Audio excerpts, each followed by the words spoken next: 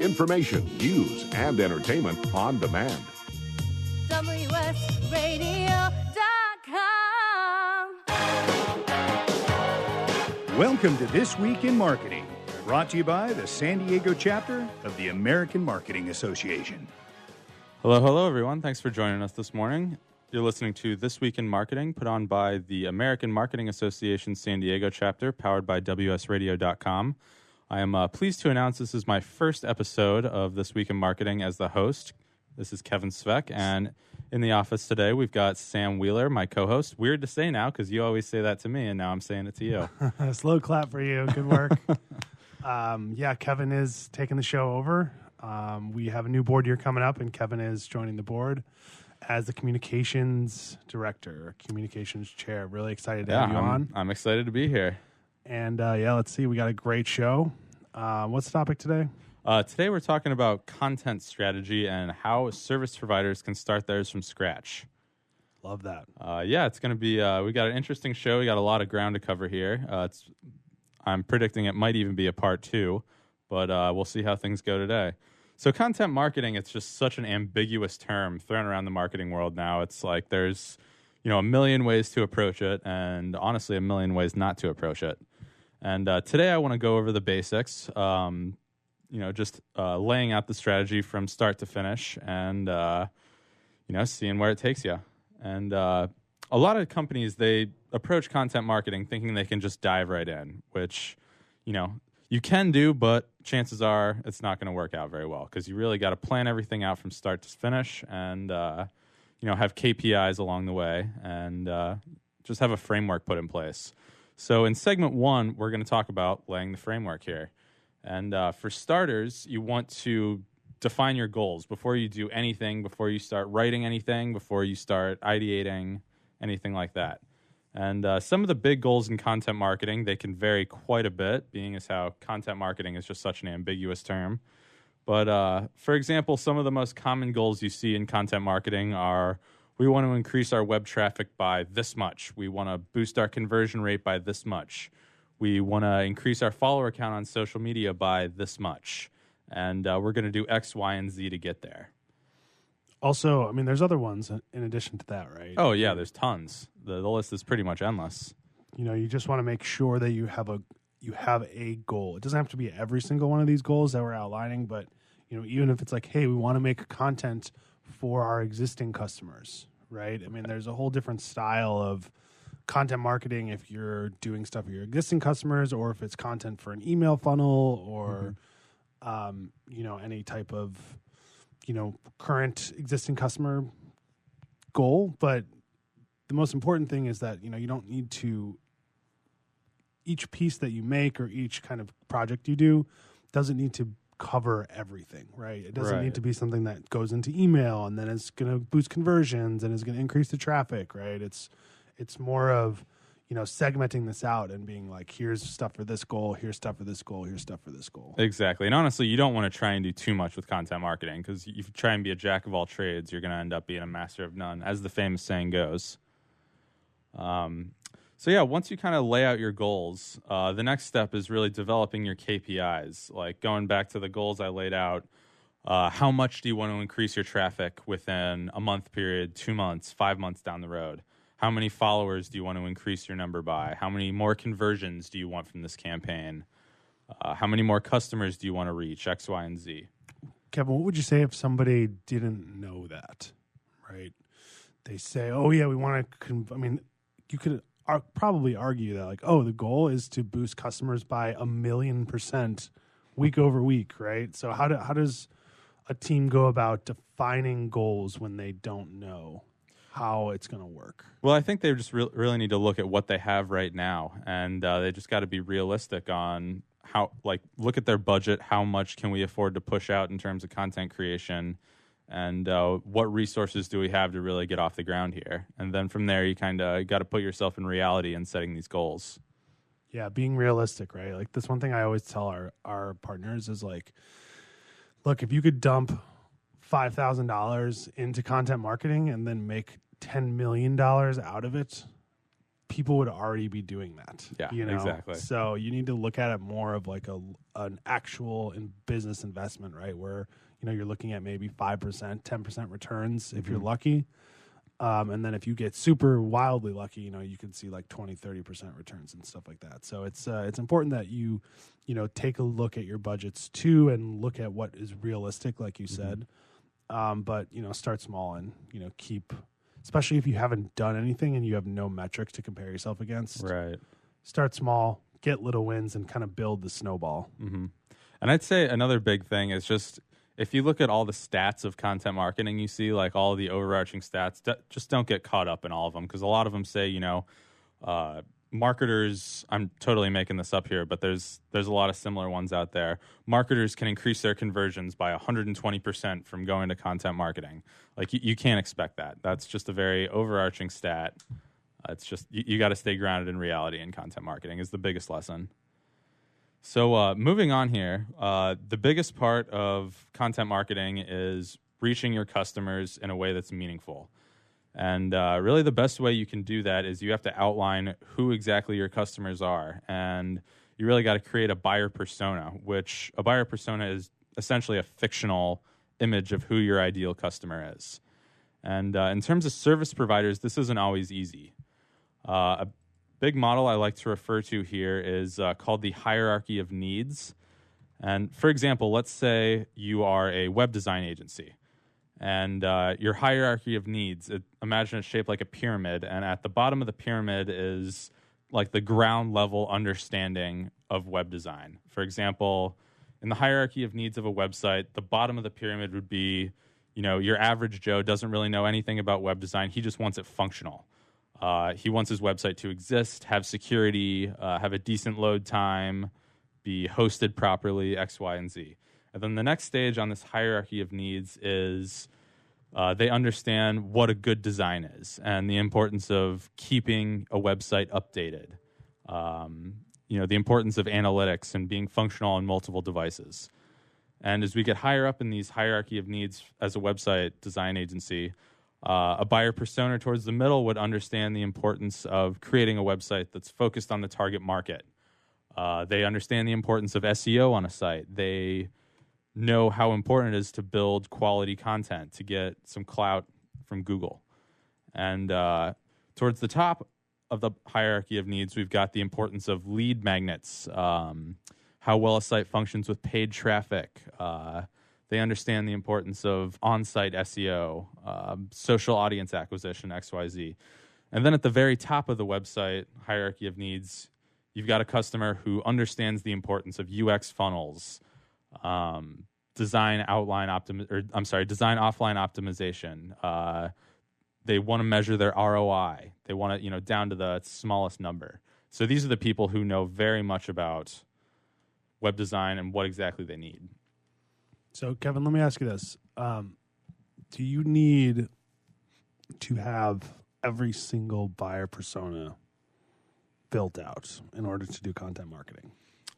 It depends on who exactly you want to market to. Like, for example, if you're a website design agency and you want everyone from a high-level marketing exec to a plumber who knows nothing about web design, then yeah, you can build out buyer personas for each step of the hierarchy of needs here. But for example, like our company, when we market our website services, we like to target people, ideally like someone in an experienced marketing role that's towards the middle, maybe even the top of the website hierarchy of needs. And that's purely because we offer services like lead magnets, content marketing services, offsite SEO, and those are pretty those can get pretty technical in the type of services we market. So we need a buyer persona who understands the importance of those. Okay, yeah, that's interesting. I also think, really, it also depends on the type of content you're making, right? Whereas not every piece necessarily has to go to one type of persona, right? Right. So you could have, I think not just like building this, like spending hours and hours, like building this perfect ideal customer persona. I think maybe you want to look at it kind of in conjunction with the type of content you're building, right? Like if you think about, if you go back to the website design firm example, is it, you could be dealing with people that know nothing about design, right? You could be dealing with people that know a boatload, or enterprise people that know a lot and need really specific support, right? Right. So the type of content you're going to build for those people are different. So, I would start, I think maybe what is a good idea is to think of both who you're going to make this content for, and maybe brainstorm some high level ideas and who would kind of fit into those ideas, right? And then it comes down to how technical your content is. Because if you have someone who just understands that they need a website but don't really know anything about it, talking about UX funnels and on-site SEO optimization and whatnot, you're probably going to lose them. Totally. Yep. So the next, once you kind of nail down your buyer persona and who exactly you want to market to, the next step is understanding where your creative efforts are going to fall within the buyer's journey. And I know we're running out of time on this first segment here, but the buyer's journey is several distinct stages in which the customer is in relation to how they need your service. So to wrap this segment up here, the first stage is the discovery stage, which is when people are first realizing they have a problem that needs to be solved. And the second one is the research stage, where they realize their problem and they're starting to get the ball rolling on finding a solution. And third is the purchase stage, which is when they need to know that you are the best solution to their problems. And the last stages are the onboarding, which is maximizing the user experience. And the last stage is the evangelizing stage, which is creating a loyal customer. And that's going to be all for our first segment. And we'll pick this up in part 2.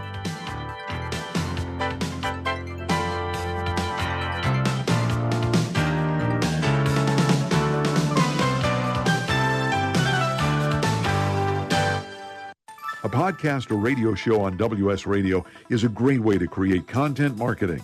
Turn prospects into customers into raving fans. Contact Wade at WSRadio.com or call 866-WS-RADIO. Hi, this is Rob Barnett, CEO and founder of VinVillage.com and the Wine and Dine Show on Vin Village Radio. Do you have a wine, event, product, or service to promote? Then contact VinVillage.com to reach thousands of wine lovers across the country. VinVillage connects like-minded wine enthusiasts with unique and exclusive wines, events, products, and services. To learn more, contact us on VinVillage.com. VinVillage is where wine lovers connect.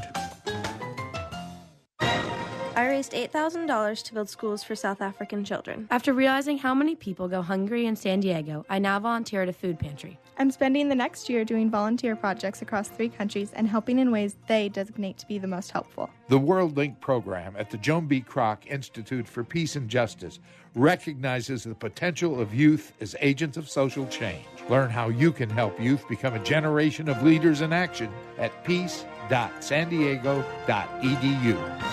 One person has the power to change the world, impact millions of lives, and leave a legacy for lifetimes to come. That person is you. In the New York Times bestseller, What is Your What? Steve Olsher, award-winning author and founder of the Reinvention Workshop, reveals his proven process that has helped thousands of men and women discover, share, and monetize the one thing they were born to do. Grab your free copy now at www.whatisyourwhat.com/free. That's www.whatisyourwhat.com/free. Take a break from politics. Tune in and learn something. WS Radio shows are worth your time and are filled with tips and advice. Add us to your lunch routine, and we'll give you a meal for your mind. You take your smartphone almost everywhere you go. Now WSRadio.com can be there too. Search WS Radio in the Play Store for your Android devices or iTunes for Apple, and download the WS Radio application. WSRadio.com, on your phone and in your ear everywhere you go. Download the WS Radio application. Do it now. It's very easy. WSRadio.com. Small businesses are the lifeblood of America's economy. Every Thursday, SBA Radio interviews industry professionals and is dedicated to provide small businesses with timely insights and innovations. Visit www.sbaradio.us for details. Talk to me. Information, news, and entertainment on demand. WSRadio.com. Welcome to This Week in Marketing, brought to you by the San Diego chapter of the American Marketing Association. Hello, everyone. Welcome back to This Week in Marketing, brought to you by the San Diego American Marketing Association chapter, powered by WSRadio.com. In the studio, I have Sam Wheeler with me, and today we're talking about content marketing and how service providers can lay out their strategy from scratch. So to wrap up segment one, we started talking about the buyer's journey. And let's go over that again. Yeah. Well, I was kind of pressed for time. I tried to jam it all in, but we'll start fresh here. So stage one is the discovery stage, which is where a customer is first realizing that they have a problem and that they need a solution. For example, if we're going to use the web design, with the web design example, we'll say, okay, my website's straight out of 1999. I need a new website. And moving on, the research stage is when people realize they have a problem and they're starting to conduct the research on finding their solutions. So the research, sorry, Sam, go ahead. Yeah, so let's take a step back too. And even like the awareness stage, it's like, questions like, why is my website slow? Mm-hmm. Right? Why, what is the importance of a website, right? It's usually a lot of question words, I think. It's right. like, this top of the funnel content mm-hmm. where, you want to be thinking about before somebody even knows they need your service, what are they looking about? Like, what are the major problems that they'd have, right? Mm-hmm.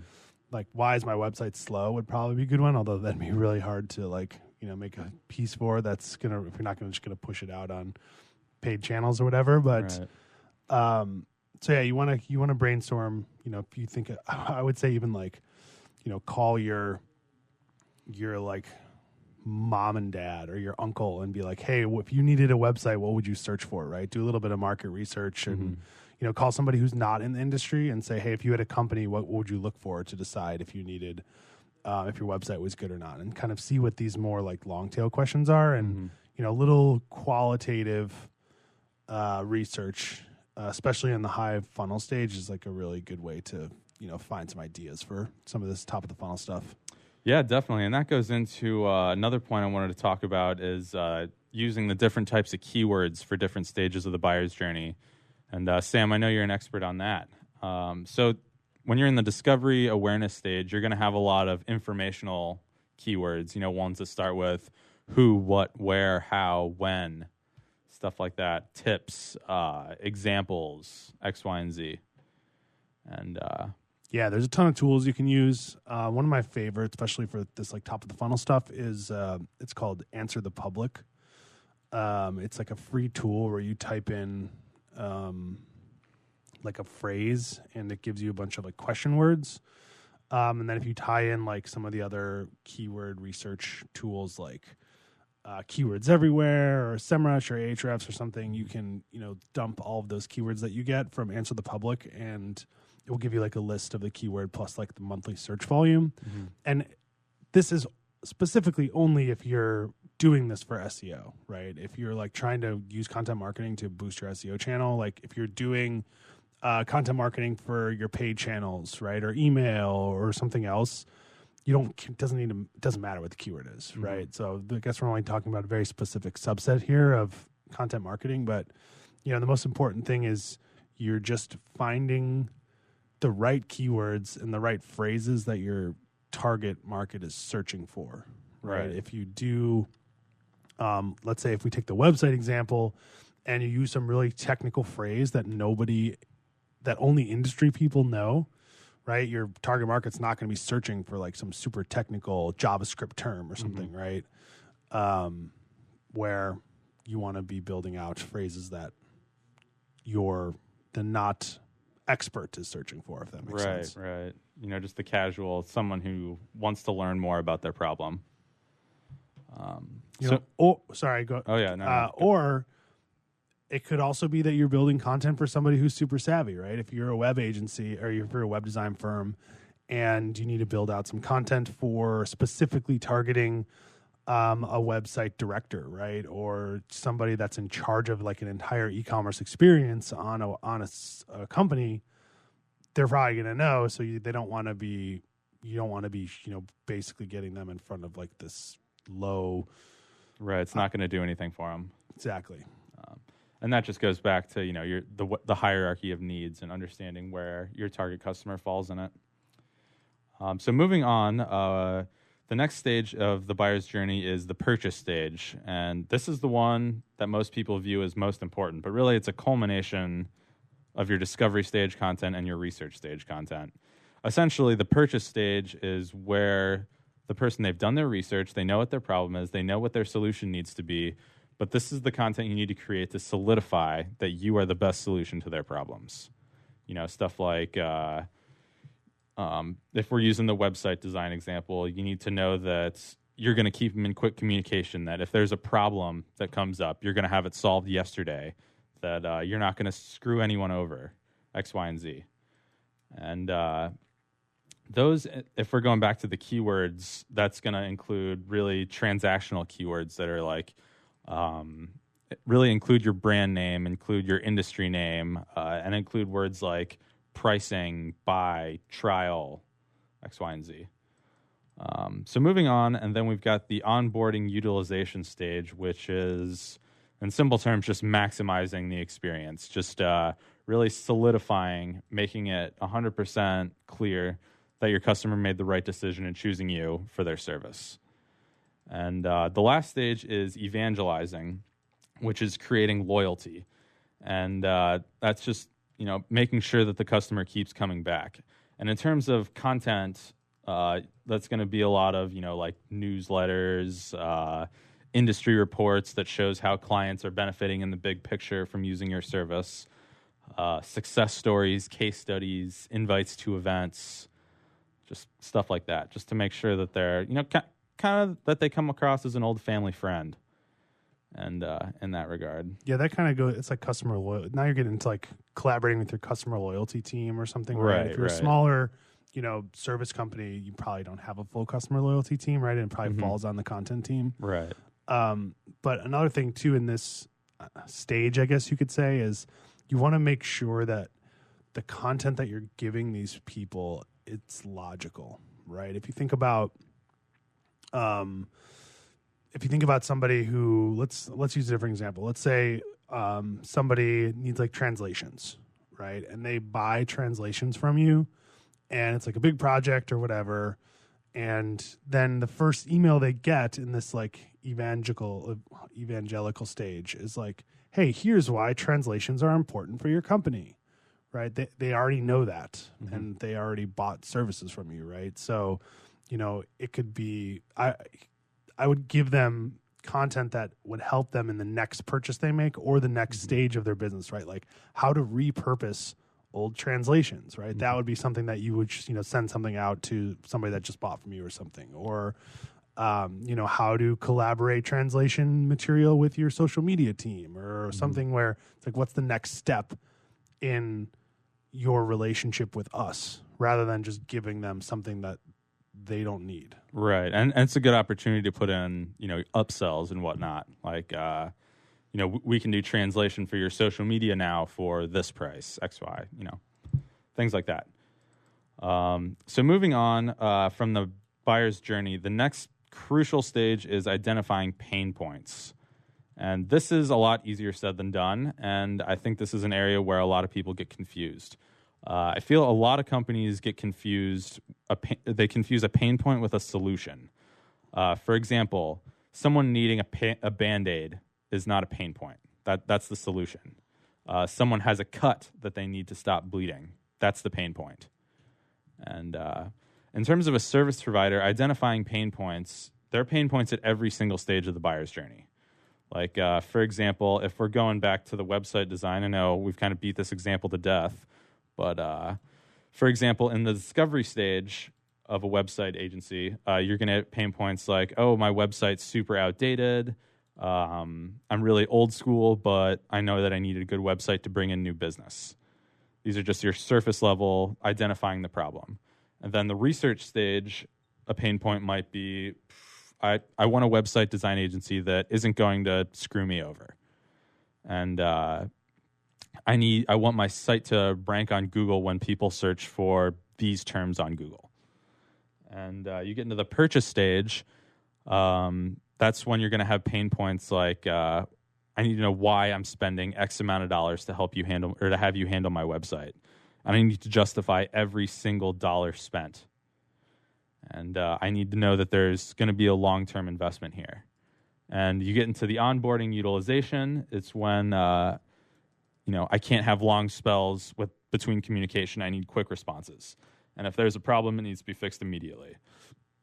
And you get into the evangelizing stage. Pain points are like, my website needs to be updated very often. How are you going to do this before me? How are you going to protect me from spam? How are you going to keep my data safe? Stuff like that. So those are the basic pain points. And getting to pain points it can be tough, but there's a few good tactics to go by. Personally, when I'm looking at pain points, I like to start with looking at customer reviews, both of the ones of our company and the reviews of our competitors. You gotta look for patterns in there, see like where the big problems are, the big questions people are asking.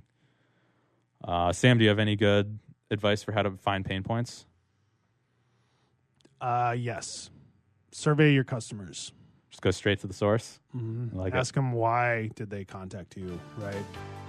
Let's talk about that in the next segment. All right, sounds good.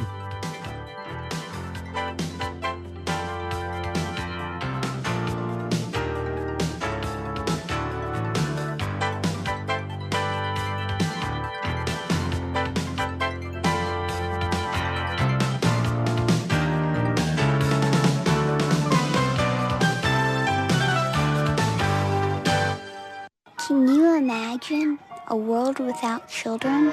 A world where children don't play, or dream, or imagine? At St. Jude Children's Research Hospital, we're working every day to find cures for diseases that strike down children. Because we can't imagine a world without children. Can you? Finding cures, saving children. St. Jude Children's Research Hospital. To learn how you can help, log on to our website, stjude.org. Tired of presentations with no impact, no inspiration, and no traction? Do dull speakers have you and your team disengaged and distracted by smartphones? Christopher McCullough brings energy, insights, and 2 decades of experience, delivered with punch, humor, and heart. Your team will leave energized, uplifted, and with a sense of purpose. Visit ChristopherMcCullough.com to bring some heat to your next speaking engagement. McCulloughe. ChristopherMcCullough.com. Take a break from politics. Tune in and learn something. WS Radio shows are worth your time and are filled with tips and advice.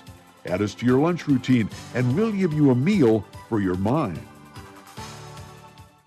Kinja Dixon was crowned the #1 sales executive through hard work, deep thinking, and the revelation of universal talk laws. He now wants to share these lessons with you. Universal talk laws are what you need to know and use in business and at home to have successful and effective conversations. Kinja Dixon shares his wisdom, action plans, and wealth. Each book comes with a chance to win $10,000. Find Universal Talk Laws at KinjaDixon.com. Do you want to be a professional coach? Are you in business trying to make a real difference with people you manage or work with? Have you started a coaching practice that isn't quite getting off the ground? Get the skills you need to be a successful coach today with the Coaches Training Program from Accomplishment Coaching. The Coaches Training Program will show you how to help others focus and be more fulfilled. Whether you want to improve your company's bottom line or create a thriving coaching practice, Accomplishment Coaching can give you the distinctions and practices you need to coach others effectively today. Accomplishment Coaching has spent 6 years developing a cutting-edge coaches training program that will have you ready to coach people professionally in just 12 months, and you don't have to take time off work to do it. To find out more about the Coaches Training Program, just call 1-888-548-6813. That's 1-888-548-6813. 6813. Small businesses are the lifeblood of America's economy. Every Thursday, SBA Radio interviews industry professionals and is dedicated to provide small businesses with timely insights and innovations. Visit www.sbaradio.us for details. Talk to me. Information, news, and entertainment on demand. WSRadio.com. Welcome to This Week in Marketing, brought to you by the San Diego chapter of the American Marketing Association. Hello, everyone. Welcome back to This Week in Marketing, powered by WSRadio.com. This is your host, Kevin Speck, and in the studio today, we've got Sam Wheeler. And What's up? How's it going? And we are talking today about content marketing strategy and how service providers can start theirs from scratch. And so I just want to pick up right where we left off in segment 2 with pain points. We were starting to talk about some ways to uncover pain points. I know, Sam, you just mentioned just going straight to the source and just asking your customers. Yeah, so ask your customers. I also think you can look at like your search console. How are people getting to your sites? What are they typing in to find you, right? That's always a good place to start. And just sort of, even maybe not being an email, but even like calling them, right? And being like, hey, wanted blah, blah, blah. We'll give you like a $50 gift card or whatever. If you could help us kind of understand like why you chose us, all this kind of like good follow-up stuff. Not only will it help you like with pain point ideation, but it will also like people, for the most part, feel happy when their service providers are into them and like supporting them and to them. Right. So that's kind of will help you. That's almost like content itself, right? Like that's, getting people for customer loyalty and stuff like that. So people love giving their opinion. So if you can ask them too, that's always good. Gotcha. Yeah. Another tool I love to use is the Ahrefs. They, a few months back, they have a questions feature now on their keyword research tool. That's the one I go to all the time. So, you can just type in your industry, like web design, SEO, stuff like that, just any subject, and then you can just see the whole list of trending questions that people are asking online. So this is a good segue right into the next section on getting the creative juices flowing once you've kind of laid the framework of your content marketing strategy. And the first tip I want to talk about here is tapping into trending topics. And obviously, to tap into trending topics, you need to have a good grasp on what exactly is going on in your industry. And that really just involves the everyday habits of staying in the loop. And personally, at E2M, we make it a point that everyone spends the first 20, 30 minutes of their day reading up on the industry blogs and just like getting up to speed on the latest news. So, for example, if you are an SEO agency, read an article or two on Search Engine Journal or searchengineland.com every morning over your coffee, X, Y, and Z. And then the next step of tapping into trending topics is just identifying who the key players are, which are, your influencers. For example, if you're a marketing agency, look into what Neil Patel is saying. If you're an SEO, look at what Dr. Pete from Moz is saying. Rand Fishkin, the co-founder of Moz. And another good thing to do to identify trending topics is just monitoring online conversations. We have so many tools out there that just make it so easy these days. Brandwatch is a good one. Brand24. You can just type in keywords, your industry, or your brand name, and just see what people are talking about online. That's a great way to just see what's happening. And moving on here, I want to get into the keyword research a little bit more. I know we touched on it a little bit in the last section. So it really comes down to, I want to go over the certain keywords for different stages of the buyer's journey here. And the key is just knowing how to identify action-focused keywords. Sam, I know you're an expert on this. So starting off here with, I kind of touched on this earlier with like awareness content. You're going to have a lot of informational keywords, things that start with a question. It's like how, who, what, where, tips, examples, guides, just those sorts of keywords, not super transactional. Yeah, those aren't going to convert though, right? So you need to make sure that your goal for that piece of content is to get people into some other type of funnel for the most part, right? If you have like a guide to website speed, right? Or 5 easy tips to make your website faster or something like that. People aren't going to be like, oh, here are these tips. I'm going to pay somebody $10,000 to redo my website, right? Right. So, I'm not sure if I will have time to talk through this in the next, 2 segments here. But, there's things like a conversion rate optimization too, where like instead of having a contact us, you have a like, hey, give us your email and we'll give you more tips, or we'll give you customized tips or whatever to like get people's email addresses and all that good stuff, right? So, when you're looking for this high funnel keyword research, not only do you want to find good ideas, but you want to kind of pick the rationale for what is going to happen once they get on site, right? Right. Well, that's a whole nother can of worms right there. You create content for each stage of the buyer's journey, and a lot of times the hardest part is creating these transitions between different stages of the buyer's journey. Like, how is a blog post going to, get people to take more in-depth research about what exactly you do as a company? And from there, how is your research-focused content, your really nitty-gritty detail ones, how is that going to ideally funnel people to a purchase? Yeah, I mean, we could do a whole show on that. Yeah, it sounds good. Conversion rate show. Yeah, definitely.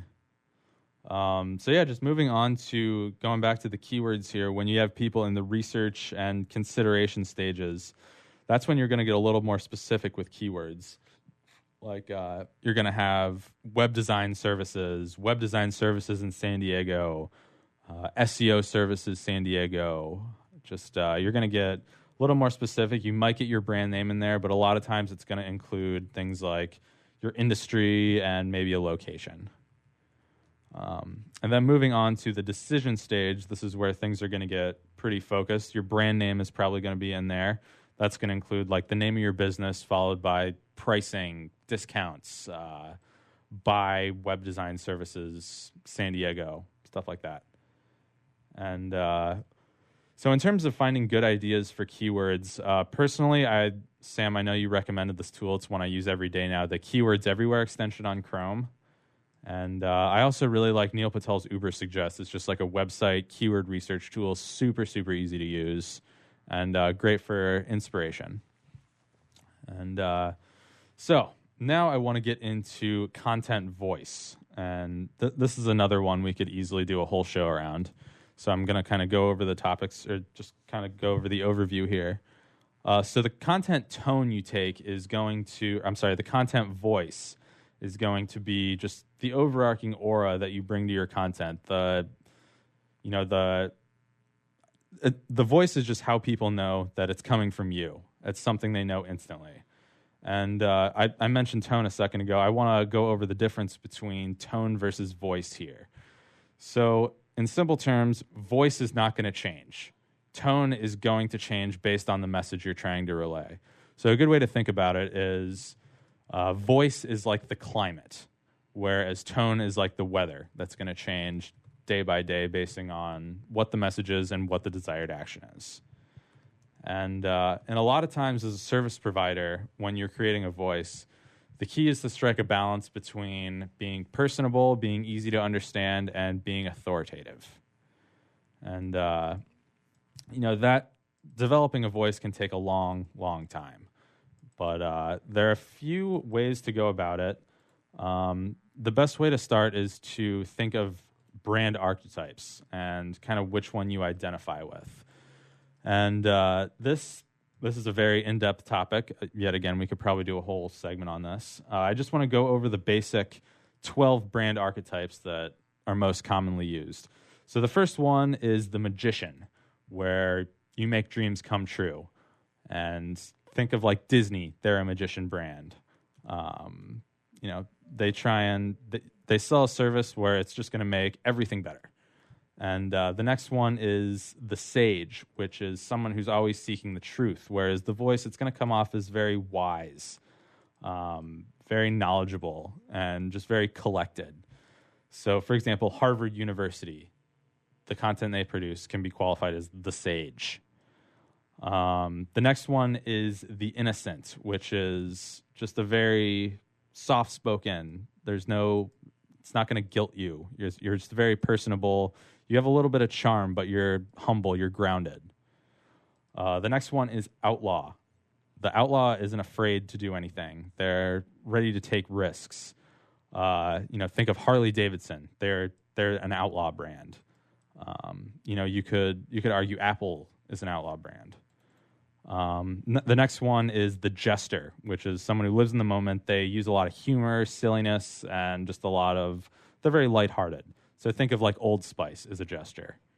And the next one is the lover, which is they take pride in passion, pleasure. They're very sensual. They like to make those deep connections. Think of like Godiva chocolate ads. That's a lover right there. And the next one is the explorer, which they love freedom. They're free-spirited. Think of like Subaru. They're a great example of the explorer. The next one, moving on, is the ruler, which is they're very authoritative. They're a gatekeeper to all their high-level knowledge. They're all about quality. Think of like Mercedes-Benz. They qualify as the ruler. All right, moving on, we've got the caregiver, which is they're very nurturing. They like to build trust, and that's going to be like your Johnson & Johnson, like a family company. And moving on here, we've got the hero is the next one. Think of like the U.S. Army and the content they create. They're the hero. They like to always be the best solution you can find. They're not going to cut corners. And the everyman or girl, the everyman or woman is the next one, which is they're very relatable. Like think of Starbucks, think of Folgers. They try to market to everyone. Think of Bud Light. And we'll pick with us up in the last segment here. This is Kevin Sveck on This Week in Marketing, powered by WSRadio.com.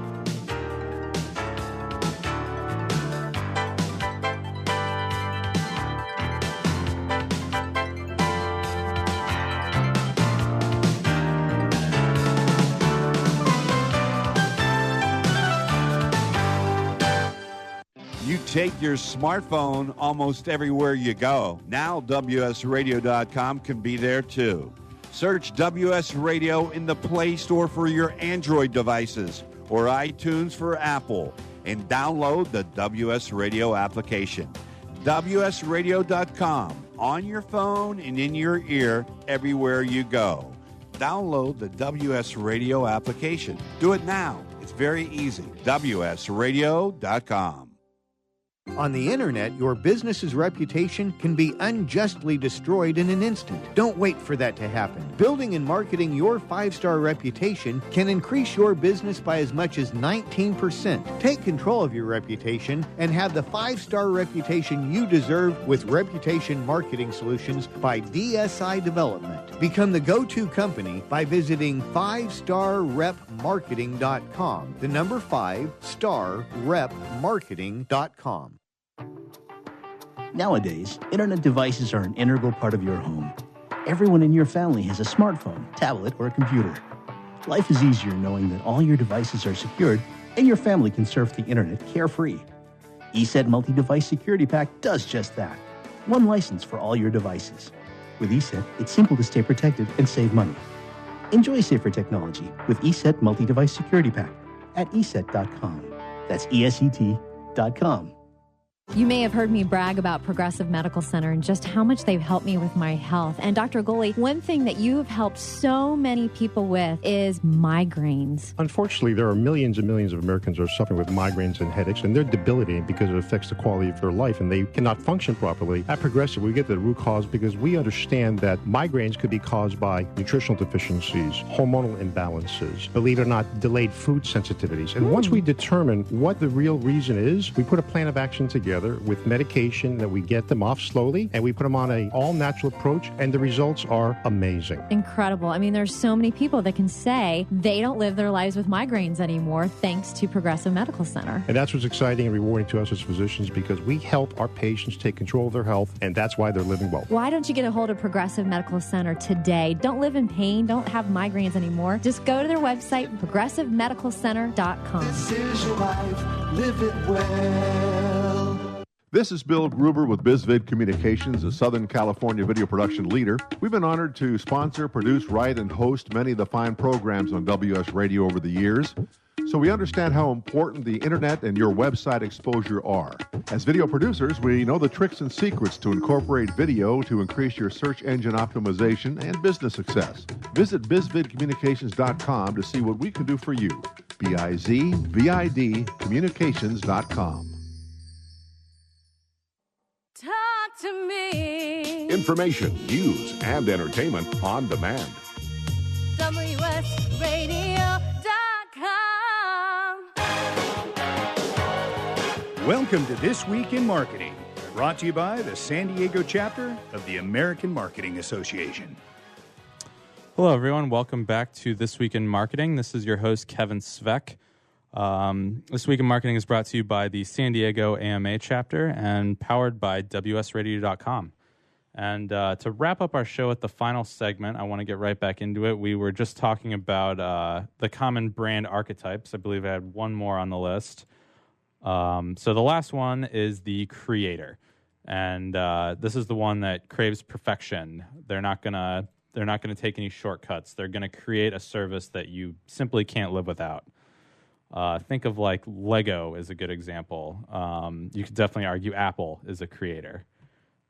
Anyway, so those are the common brand archetypes. Want to move on here. Wait, hold on a second. So I think it's important to note here too that like you're not going to become Apple, right? You might, maybe if you're super, super lucky, right? Especially with some of this, if you're a mid-sized service providing company, you don't need to base your voice around somebody else. Right. You want to kind of take all of those examples, and I think we'll have all of those examples in the write-up. Everything in the write-up.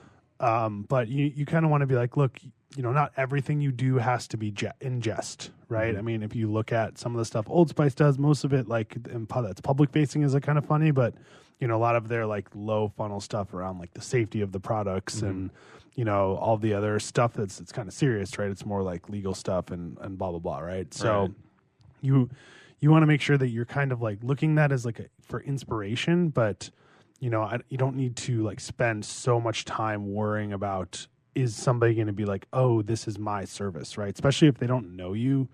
The most important thing is the actual value of the content you're giving them, right? Rather than like the type of voice that they're writing in, if that makes sense. Yeah, exactly. And when it comes to voice, like you don't have to be mutually exclusive. You can have shades of multiple archetypes. Just try and find what feels good. See what feels natural. So moving on, like I said, whatever voice you try and project, the goal is to find the perfect balance of being authoritative in your niche, but also being personable. I think a lot of this comes down to the smart use of jargon. Now, the use of jargon is, in my opinion, it's really just a game of happy mediums. On one hand, you don't want to overload your readers or your consumers with jargon because that's just going to, it's going to come off as overkill. Whereas you don't want to use too little jargon because you want to come off as authoritative and someone who knows what they're talking about.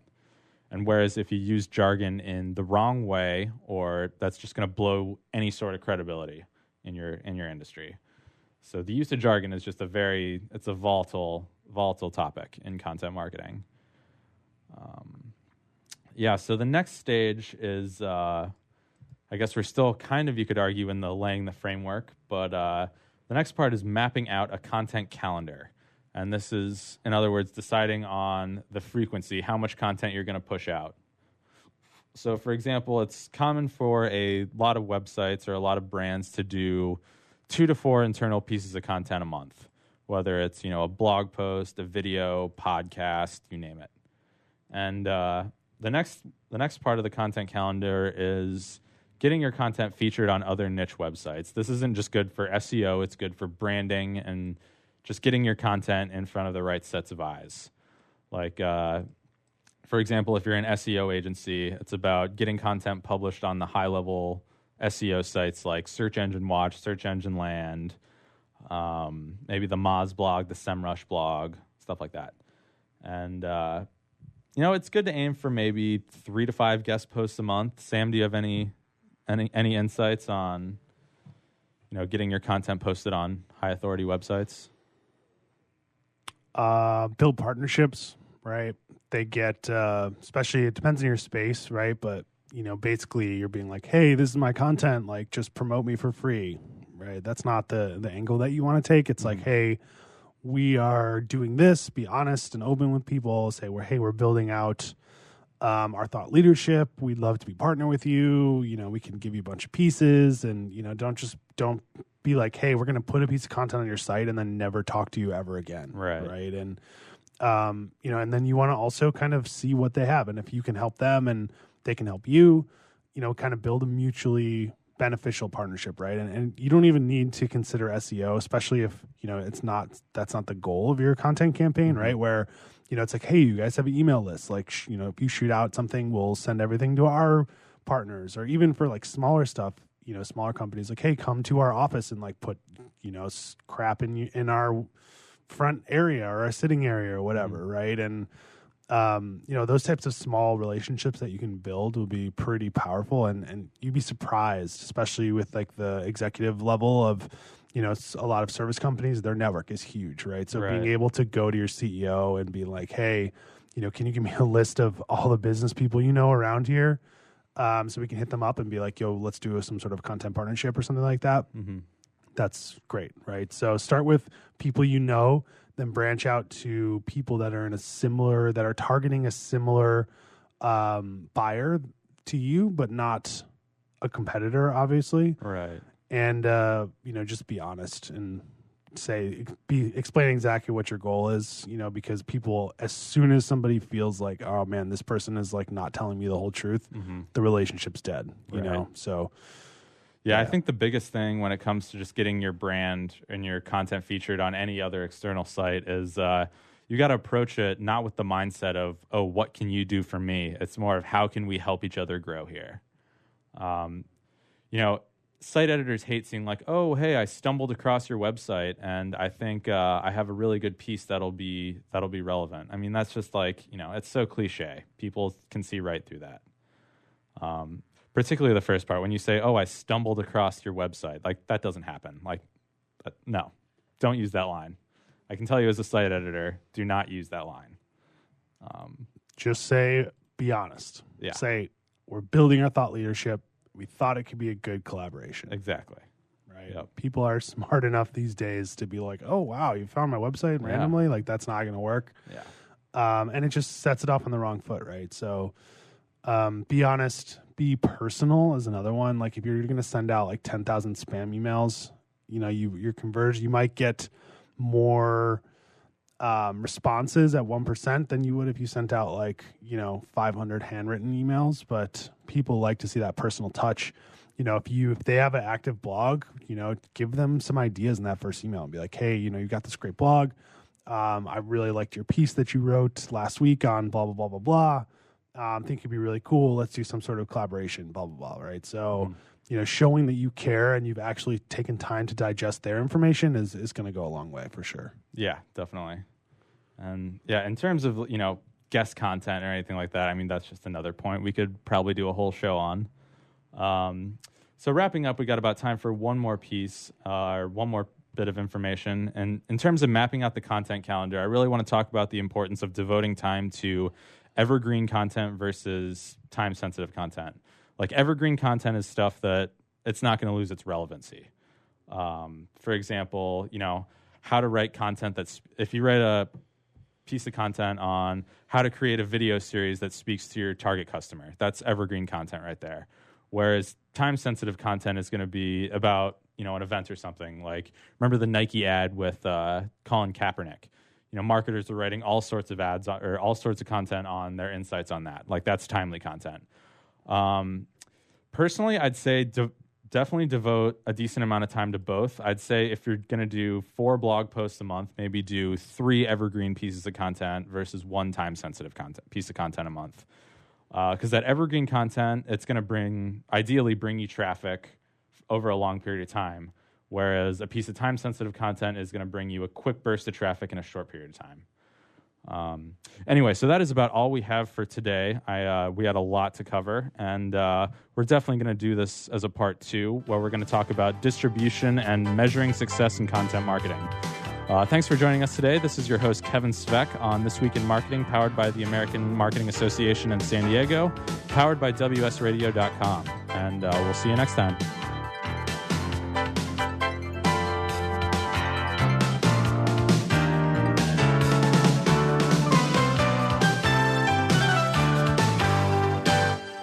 Can you imagine a world without children?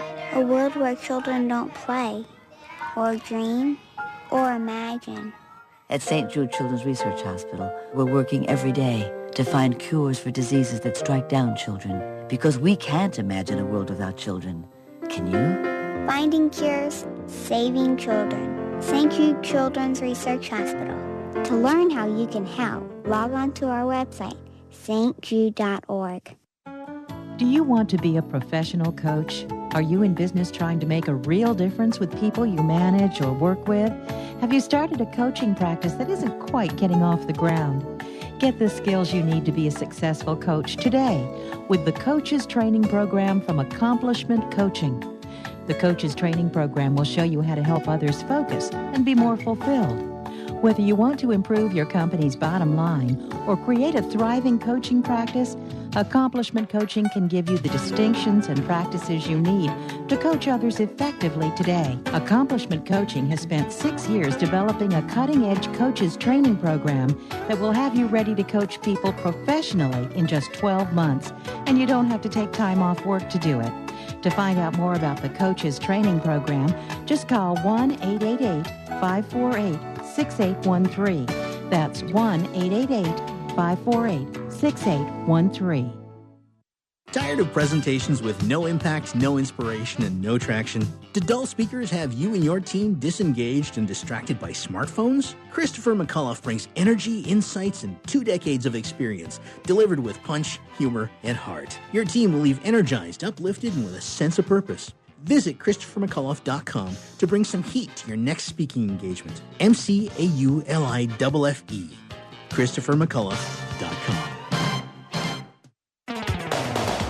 Looking to be a successful entrepreneur? The virtual assistant industry continues to be a top choice for those looking to start their own business. The problem can be how to become a virtual assistant. Many turn to the Bible of the VA industry, the book Virtual Assistant, the series, and it's the perfect guide for office managers, executive assistants, and other administrative professionals looking to make the transition from employee to successful business owner. Go to vatheseries.com to get your copy today. Hi, Scale listener. This is David Finkel, co-host with Jeff Hoffman of Scale Your Business. I wanted to let you know that our newest book, Scale, was just released, and to encourage you to get your copy. The book will give you 7 proven principles to grow your business and get your life back. Scale will help you work less by getting your business to produce more. Get your copy online or at your local bookseller. For more information, visit us online at scaleyourbusinesstoolkit.com.